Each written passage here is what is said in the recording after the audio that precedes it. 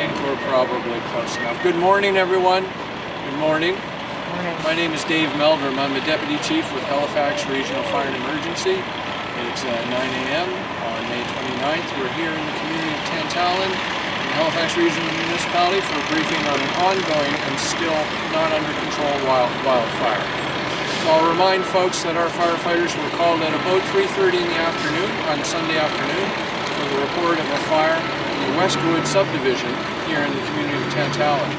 Our first arriving crews did discover a very large and fast-moving fire going through that subdivision, and in fact traveled so significantly that we quickly escalated through second, third, fourth, and fifth alarms, which is the first use of a fifth alarm that many of us can remember in this community. Yesterday, our firefighters worked very hard in very dangerous conditions. This fire moved generally northeast from the Westwood subdivision over towards the Hammonds Plains and Pockwalk roads. I'm happy to report that at this time there are no reports of missing persons nor of injuries. That's very good news. Less good news is there are numerous affected structures, some damaged and many destroyed in the Westwood subdivision, also in the vicinity of Hammonds Plains Road, particularly near Yankeetown Road. There's some damage northward to the Pockwalk Road. Our firefighters and other partners worked hard to evacuate a large area of our city yesterday, and last night we remained on scene. We had 100 firefighters here on scene overnight, fighting spot fires, extinguishing structures that were on fire, and preventing more structures from being lost wherever we could. Thanks to their work, this fire largely has been held from crossing the Hammonds Plains Road to the east, and it's been held from crossing the Pockwalk Road to the north. In addition, overnight our crews remained at the White Hill Seniors Care Facility to protect that facility and the people in it. I can also tell you that the Hammonds Plains Consolidated School is in good shape, no damage to that school structure. This morning we've recommenced operations. Oh, and before I leave yesterday, last night and again here, we have so many partners that are important helping us in the Halifax Regional Municipality.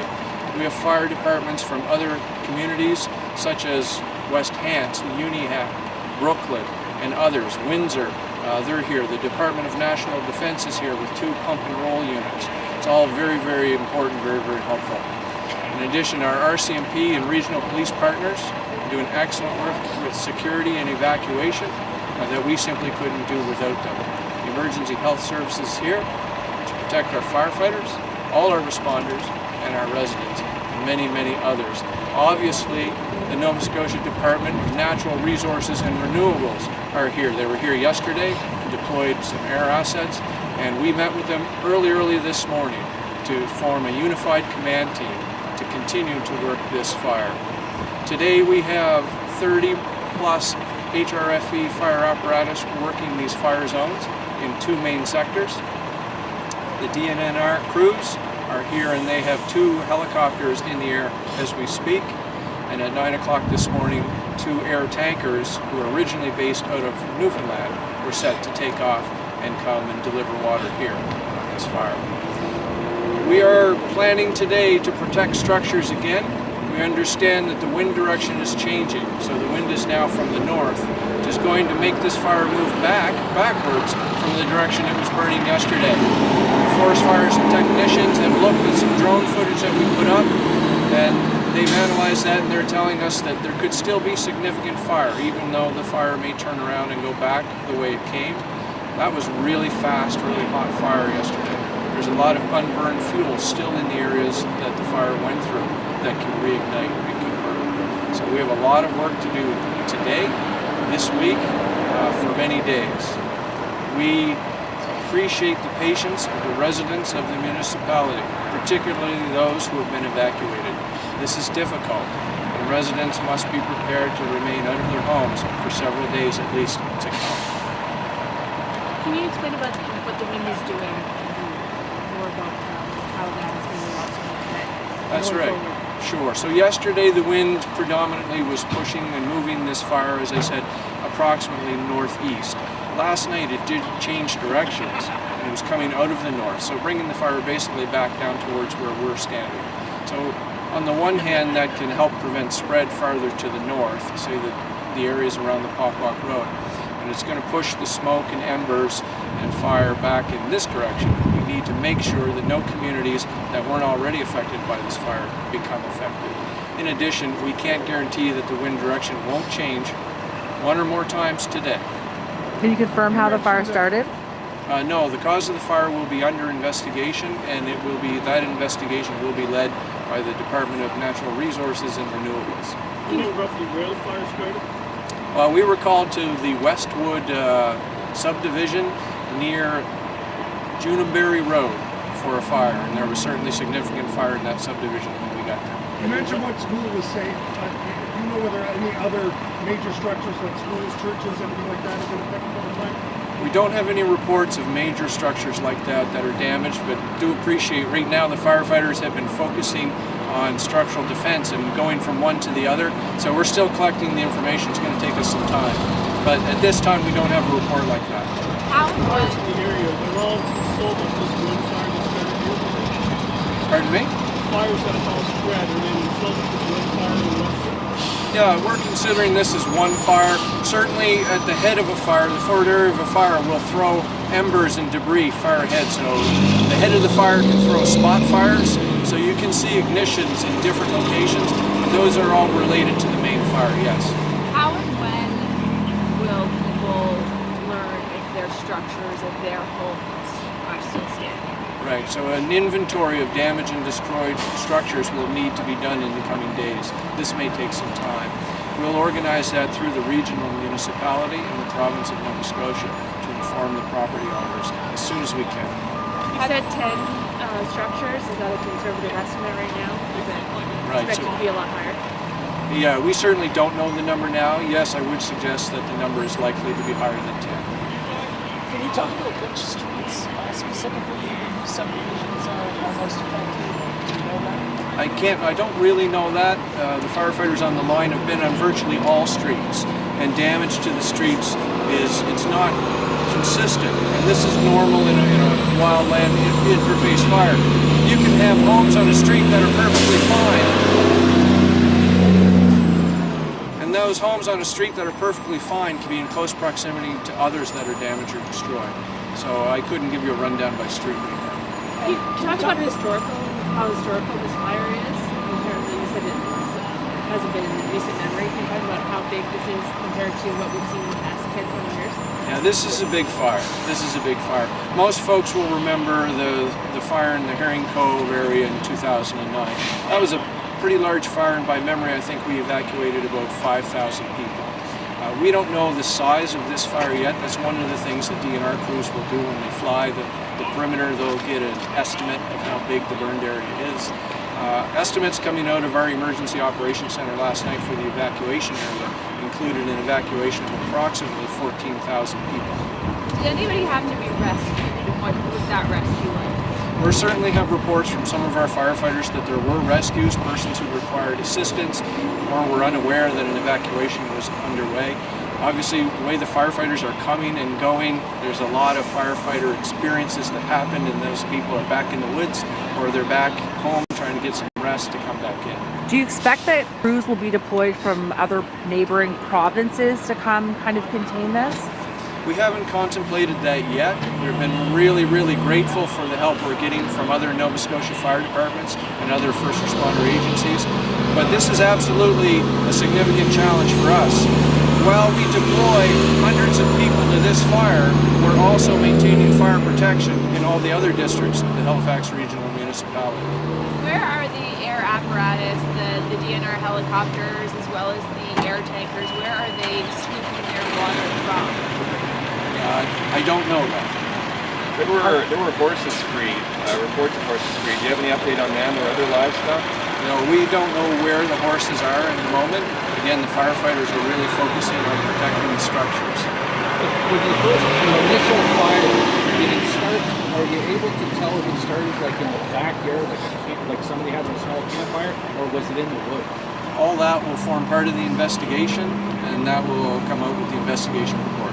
Can you talk about where the fire is now? Like how far from us is the fire at this point? Well, if you pull out your phone and you look for Hammonds Plains Road in that direction, you've got a lot of fire between here and there, and damage to in the Yankeetown Road area on Hammonds Plains Road. And again, if you go north to Pocquac, the fire is all in the woods from pretty much where we're at, give or take a couple of kilometers, right up to Pocquac. So that area that it sort of burned through last night, that's kind of all still on fire, is that? Certainly, there's smoldering. So at 6 o'clock this morning, drone footage was showing a lot of heat coming up. So it's morning, the woods are starting to heat up. You're seeing steam and smoke product and some active burning. Yeah. Is this time of year and perhaps climate change playing any kind of a role in the worst wildfire reported this year? Yeah, for sure. So this time of year is important. So this is a spring fire. You know, firefighters always hope to get through spring. We come out of winter and the ground cover is dry, it's brown, the vegetation hasn't taken on much hydration. When the green up happens, when everything's nice and green, then the spread of fire is much slower than it was earlier in the spring. This is a spring fire. Without a doubt, you know, we believe that climate change contributes to volatility. We're seeing a lot of volatility in weather. We're seeing more severe storms than we've seen before. Winds are very important to us. We're seeing wind action that exacerbates fires, and certainly long dry spells are becoming more common in many regions.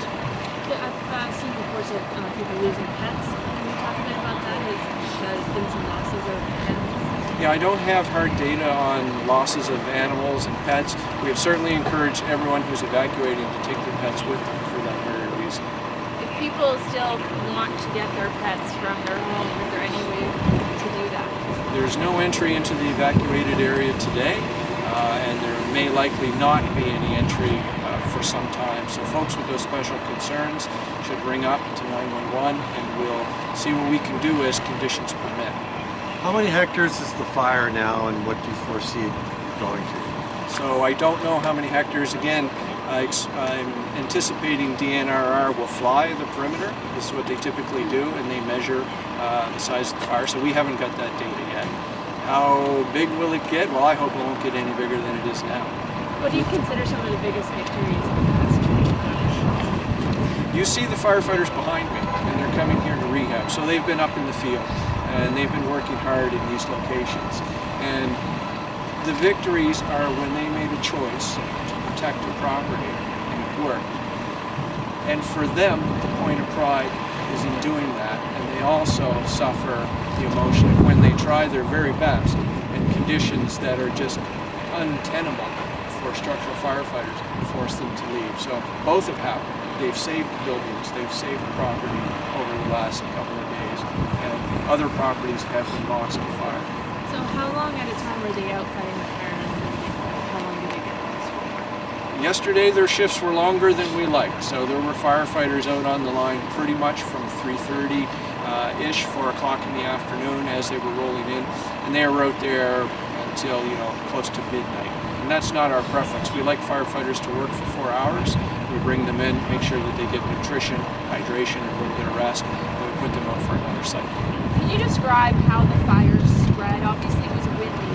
Did the fire, did embers fly long distances and then, other structures far away catch, or did the fire burn all the way from where, you were first called to, Yankeetown Road, which is quite a distance? Yes, it is. Well, what I can say is in general, this is how fires do spread, both ways. Direct spread, when you have crowning fire in the tops of the trees, it's a very intense fire, it will move quickly through forests and through neighborhoods. But in addition, as indicated before, at the front or the head of the fire, flaming embers will go up into the air and they'll project out hundreds of meters.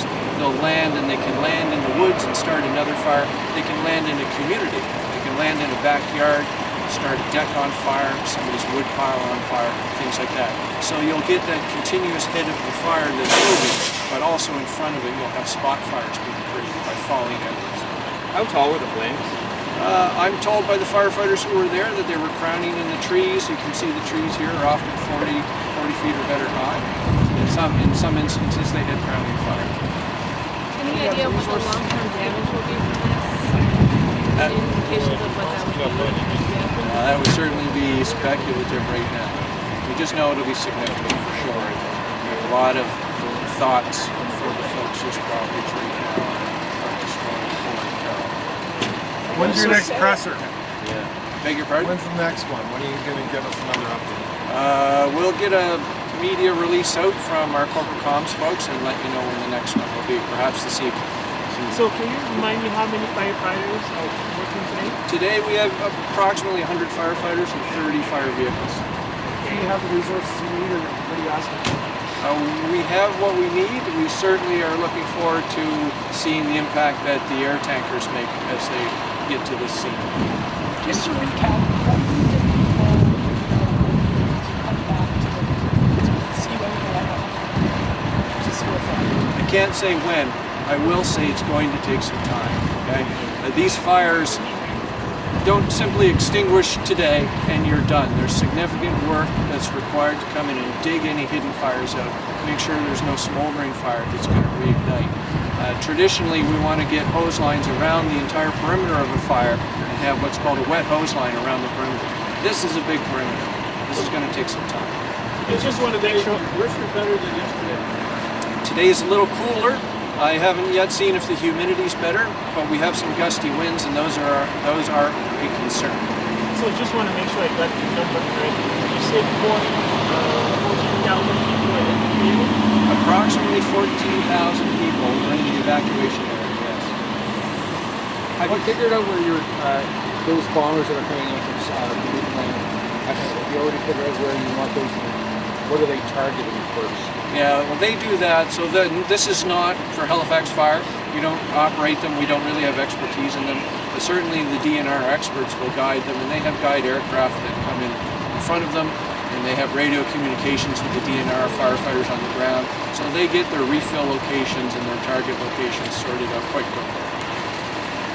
Final message to the general public about. Absolutely, thank you. So a couple messages. First and foremost, to the residents.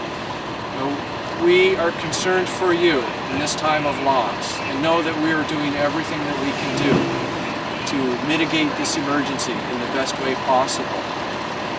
If you're evacuated, stay safe and stay out of the evacuation zone.